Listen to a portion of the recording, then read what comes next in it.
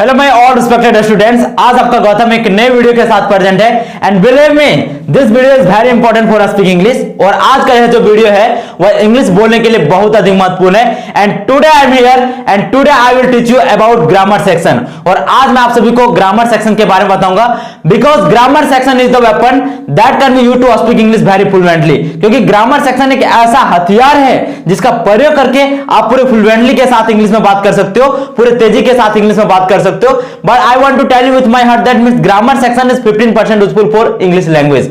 अगर आप English language को सीखना चाहते हो ना तो ग्रामर सेक्शन जो होता है वो 15% उपयोगी। क्योंकि हम सभी जानते हैं ना कि हम सभी हिंदी मीडियम से हैं और जब हिंदी मीडियम बच्चों के लिए क्या होता है ना कि ग्रामर सेक्शन से आप बहुत अच्छे तरीके से इंग्लिश बोलने के लिए सीख जाओगे।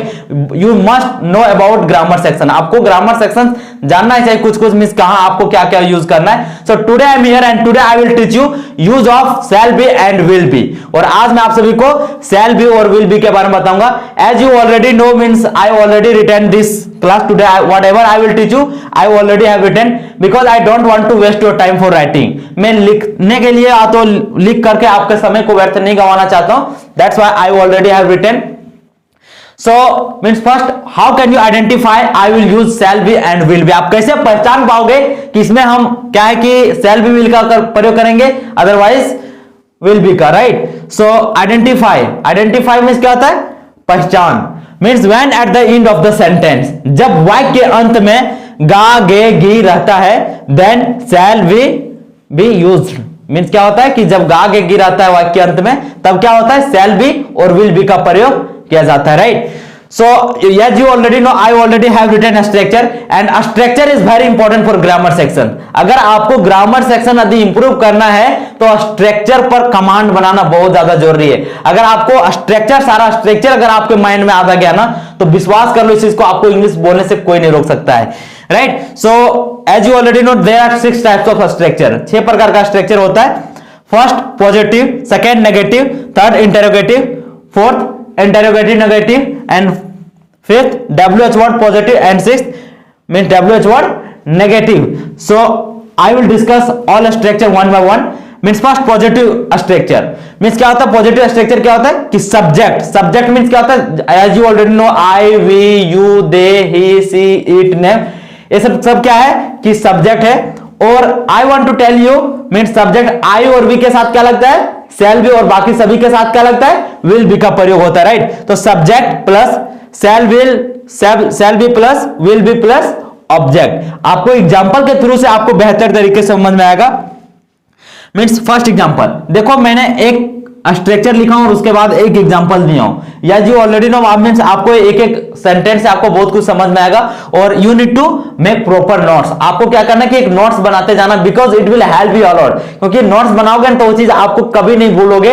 Believe me this is my own experience I am telling you. मैं अपना खुद का एक्सपीरियंस आप सभी को बता रहा हूं। तो पॉजिटिव सेंटेंस क्या होगा? जिससे मैं खुश रहूंगा। तो जैसे मैं खुश रहूंगा तो क्या होगा? आई शैल बी हैप्पी। क्या होगा? आई शैल बी हैप्पी। सबसे पहले क्या आएगा? सब्जेक्ट देन शैल तो विल, तो आई के साथ क्या लगेगा? Shall then be plus happy लगेगा, right. I shall be happy.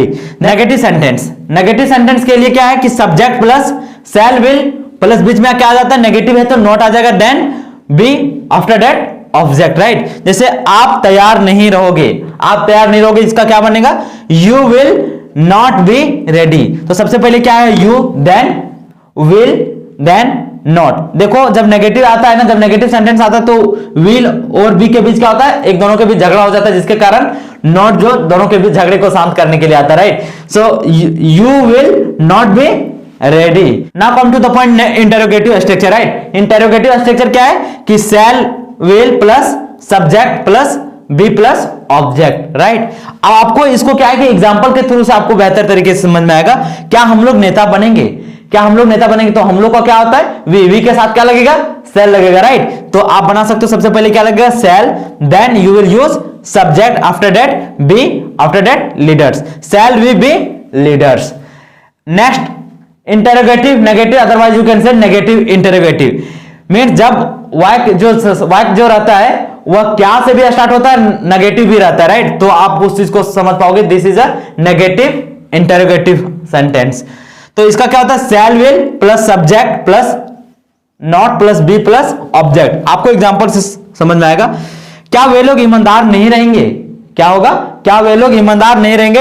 Will they not be honest. क्या होगा? सबसे पहले क्या होगा? विल आएगा, then subject, then not plus be plus honest, right? Means will they not be honest. WH word positive, I already discuss about WH word. WH word क्या होता है कि जो WH फैमिली से बिलोंग करता है, जिसके स्टार्टिंग में WH वर्ड रहता है, जैसे what, where, when, how, why, तो ये होता है WH word. WH word positive, WH positive क्या होता है? सबसे पहले WH वर्ड आता है, right? Then shall will plus subject, then be plus object, right? So आपको ये समझ में आएगा एग्जांपल के थ्रू से वह क्यों उपस्थित रहेगा, वह क्यों उपस्थित रहेगा। आपको एक एग्जांपल दिया हुआ, वह क्यों उपस्थित रहेगा, तो वह क्या होता है कि वह ही लगता है, ही के साथ क्या लगता है? विल का प्रयोग होता है। लेकिन WH वर्ड है तो WH वर्ड में सबसे पहले क्या आएगा?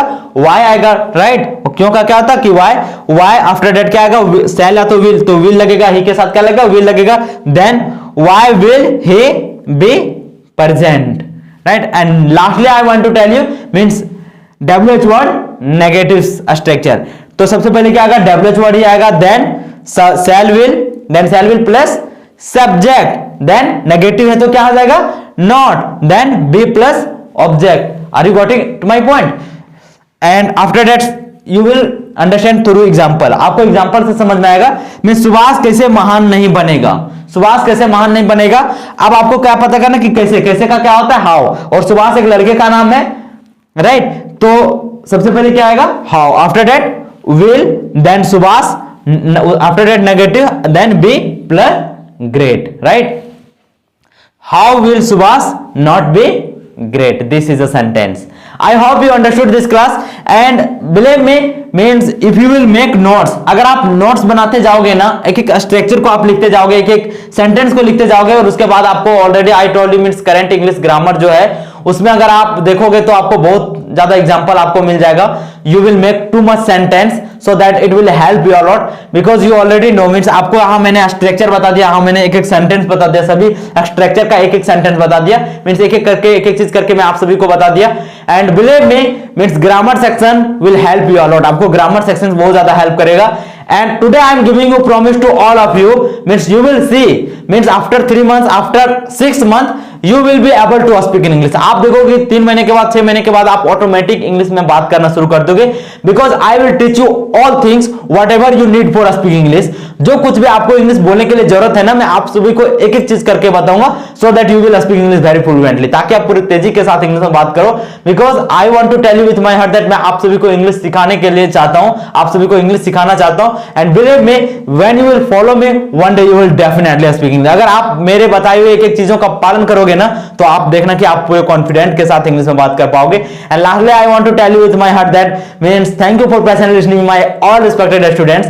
मुझे इतने धैर्यपूर्वक सुनने के लिए आप सभी का बहुत बहुत धन्यवाद। Thank you so much.